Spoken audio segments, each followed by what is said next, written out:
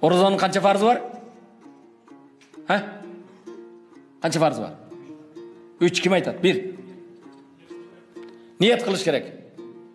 Не деп, арыктайм деппи? Же таң жүргөндөн баштап күн отурганга чейин калыс Аллах Тааланын фарз кылган орозосун кармоо үчүн ниет кылдым деп.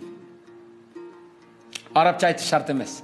Кыргызча, орусча, дунганча, уйгурча, татарча баары боло берет. Тажикче баары болот. Ошондон орозо кириштен мурда биринчиси ниет экен, экинчиси таң жүргөндөн баштап күн отурганга чейин тамак аштан, суусундуктан өзүмдү тыям деп. Адал болгон сууң, булактын суулары. Адал болгон тамак ашыңдан өзүңдү тыясың. Үчүнчүсү, өзүңдүн никеңдеги Аллах рухсат берген адал болгон аялың менен болгон жыныстык мамилелерден өзүң тыясың. Ооз ачарга чейин. Ооз ачкандан кийин болот ал. Тарабыдан кийин. Кебилер ушундай билбейт экен да. Рама мусулмандар өтө жөнөкөй бир суроолор билбейт. Ажеке, орозуда чачымды алсам болот дейт. Ал эмне болуптур?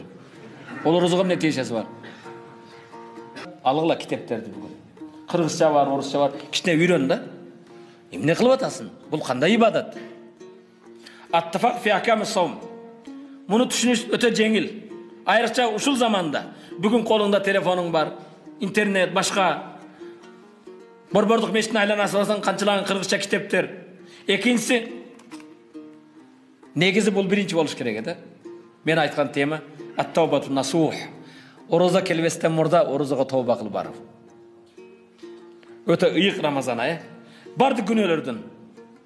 Бул ай Аллах менен бенден арасында мамилебизди оңдошубуз керек. Рамазанга тооба кылып истигфар айтып. Бирок итият бол. Бир гана орозодо тооба кылган бенделерден болуп калба. 30 күн орозо кармагандан кийин бейишке райан эшигине жолдомо алдым деп айт намаздан кийин барып пиво менен ооз ачпа. Көбүлөр ошондой. Рамазан чыкты дейт дагы, вперед дейт. Баян карасаң орозодо машалла тарабыда турган, катында турган, жамаатта турган, ороздан кийин көрсөң барып атын өчкөр арактын пивонун жанында тамекисин тартып түтүнүн астына отурат.